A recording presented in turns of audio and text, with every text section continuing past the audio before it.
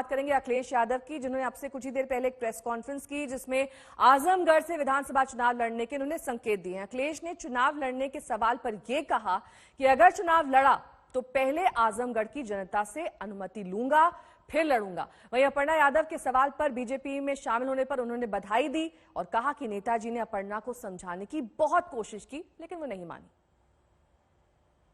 मैं आजमगढ़ की जनता से अनुमति लेकर के ही चुनाव लड़ूंगा, अगर चुनाव लड़ता हूं तो। आजमगढ़ की जनता से अनुमति इसलिए लेनी पड़ेगी, वहां के लोगों ने मुझे जिताया है। मैं आजमगढ़ की जनता से कहूंगा और पार्टी जहां फैसला लेगी वहां लड़ूंगा। और चुनाव पहले होना चाहिए, योगी जी से पहले लड़ लें चुनाव। सबसे पहले तो मैं बधाई दूंगा और शुभकामनाएं, और साथ ही साथ हमें खुशी इस बात की है कि समाजवादी विचारधारा का विस्तार हो रहा है।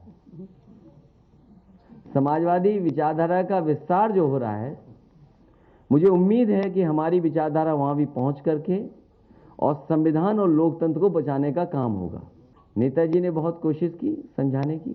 उत्तर प्रदेश की जनता बदलाव चाहती है, परिवर्तन चाहती है। उत्तर प्रदेश की जनता भारतीय जनता पार्टी को हटाना चाहती है। उस विकल्प में समाजवादी पार्टी के साथ इतने बड़े पैमाने पे जनता खड़ी है और जनता का साथ देने के लिए समाजवादी लोग खड़े हैं। तो ये आपको याद होगा, 2 दिन पहले जब मैंने प्रेस कॉन्फ्रेंस की थी, वो इसीलिए की थी कि उस दिन कहा कि अब भारतीय जनता पार्टी को हम नहीं तोड़ेंगे, जो आना चाहेंगे उन्हें नहीं लेंगे। इसलिए जो टच वाली बात है ना, अगर कुछ इधर टच में है तो हमारे भी उधर टच में है। और इसका जवाब किस तरीके से बीजेपी ने दिया है, ये बड़ी सेंध मारी जो कि अखिलेश यादव के खेमे में हुई है, इसको लेकर बीजेपी का जवाब सुनिए।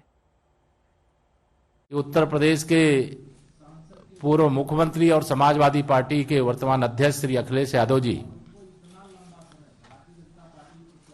अपने परिवार में ही सफल नहीं है और प्रदेश के मुख्यमंत्री के रूप में भी असफल रहे हैं, सांसद के रूप में भी असफल हैं और उनको इतना लंबा समय, भारतीय जनता पार्टी प्रत्याशियों की पहली सूची आई, हमारे माननीय मुख्यमंत्री जी का, मेरा भी नाम पहली सूची में आया, लेकिन अभी भी कहते थे कि हमने बड़ा विकास किया है। जो विकास योजनाएं आती थी उस पर स्टिकर चस्पा करने का काम की हमने ये शुरू किया है और कोई विकसित क्षेत्र उनके द्वारा जो विकास किया गया उस क्षेत्र से उनके अंदर चुनाव लड़ने की हिम्मत नहीं हो रही है।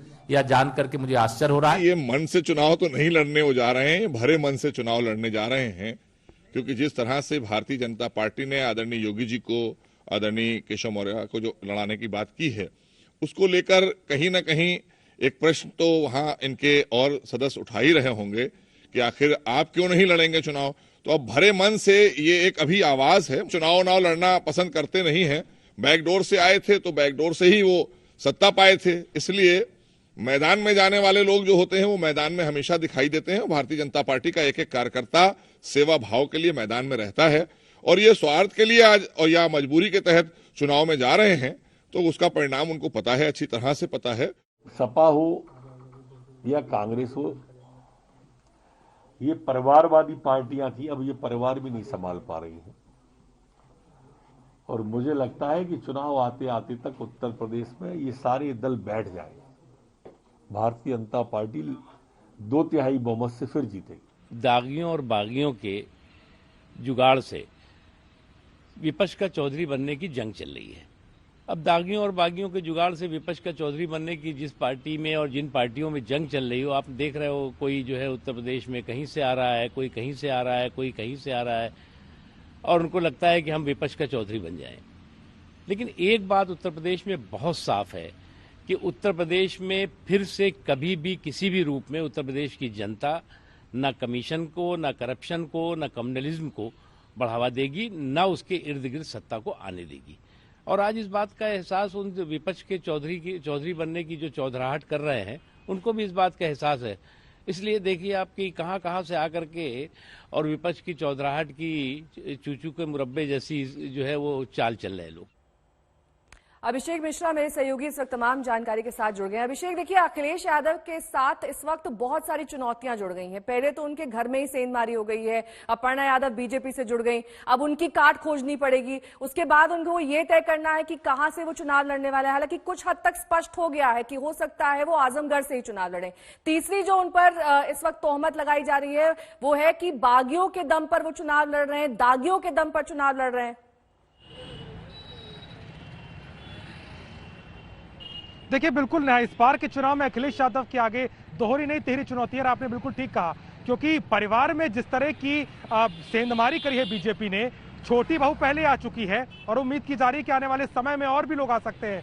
साड़ू है, उनसे बात चल रही है, और चाचा शिवपाल को लेकर के भी सुखपुकार तेज है, क्योंकि वो खुश नजर नहीं आ रहे जो सीटें उन्हें अखिलेश यादव ने दी है। तो ये तमाम समस्या उनके आगे हैं। आजमगढ़ को लेकर के उन्होंने बात कही है कि कहीं ना कहीं वो आजमगढ़ की जनता से आशीर्वाद लेंगे और उनकी अनुमति के बाद ही इस चुनाव में जाएंगे। लेकिन इशारा साफ था कि चुनाव में जा रहे हैं और आजमगढ़ से ही ताल ठोकेंगे, क्योंकि पूर्वांचल समाजवादी पार्टी और बीजेपी दोनों के लिए बहुत जरूरी है।